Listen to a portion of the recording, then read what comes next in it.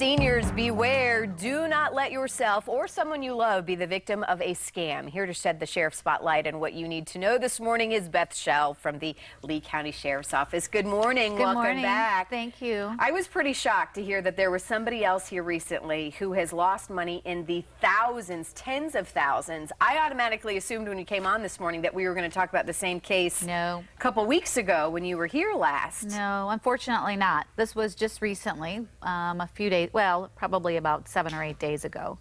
It boggles my mind that we have, you know, people that are still being victimized here. Well, this particular victim, yes, she had not heard about the scam, and I asked her, you know, why did you feel like you needed to send $20,000 in order $20,000 in order to, because she said that they were so forceful and so convincing. And what were they trying to get after? What were the? They told her they were the IRS, and that she had not paid her back taxes for several years. And first they started with a couple of $1,000s, and they said it was the back taxes from 2008 to 2010. So she sent that money, and the way she sent it to the IRS. Well, what she did, because what they instructed her to do, and part of their ploy is to go to one of the stores and buy those prepaid cards. So she loaded several $1,000s on multiple prepaid cards, because they only hold up to, I think, like $500 for each card. And so she started that way.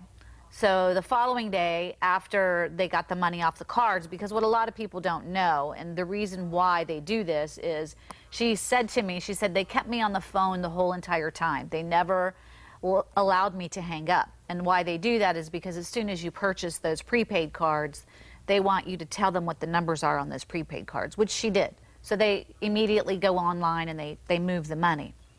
So, but the following day, she got another call and said, well, we got that money, but now we've examined your taxes prior to that, and now you owe for a couple of years prior to that. So that's when she ended up sending money via Western Union, and all total, it was about $20,000. $20,000. And unfortunately, I mean, this is really going on a lot with these IRS. This has been going on for years. This is so frustrating that we can't. Since about 2013, they're saying that about $15 million has been given to these scammers.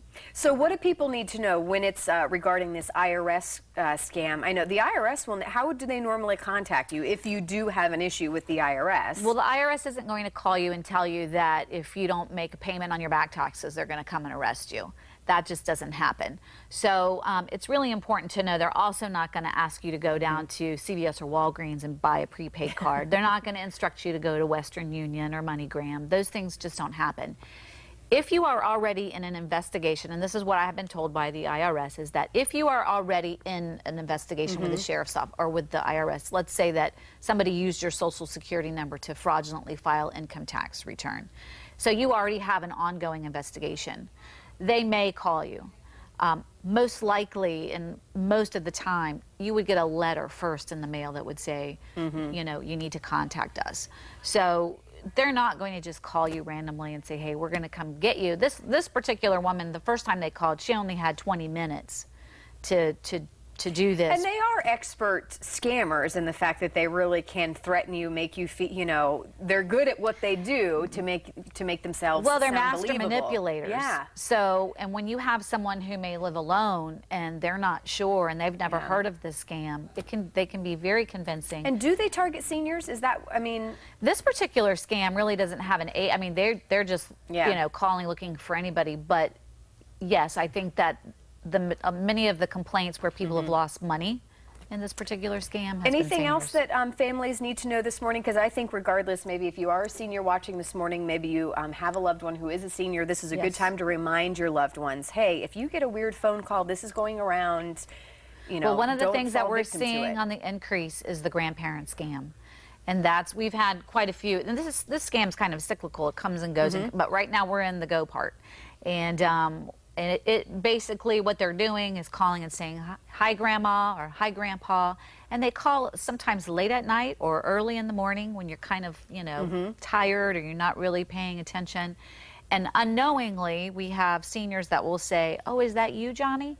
So unknowingly have given the name of their grandchild. And they say yes, and we need help. They say they're in trouble, they need money wired to them. And believe it or not, we have people who have, that's another one where we've had people right here locally. I got one of those through Facebook one time, where I remember someone was trying to scam me and say that they probably were told friends you with won the lottery? No, this one was, I'm in trouble, I'm in another country. Oh. This was years ago. Yeah. But I think they just use different styles, and the scam at the heart of it is the same, but they just use to get your money or your identity. Yeah. So just one thing before we wrap up on the grandparent scam. If you get a call like that and you're not certain whether or not it's your grandchild, ask them questions that only they would know. What street did you grow up on? What's your mom's name? And I can guarantee you, within a matter of seconds, you're going to get a dial tone. Yeah. Well, good. And again, even for those that are not seniors this morning, remind your grandparents and your parents that this kind of stuff is happening. Yes, unfortunately, right here. Yeah. And then you like to hear about it, right? Call and report it? Yes, please do call and report it. That's why we have the Sheriff's Office fraud line. I think the number's going to be up on the screen. And let us know what's going on, because that in turn is how we let the community know. So, Beth, thank you so much. Thank you. We appreciate it. We look forward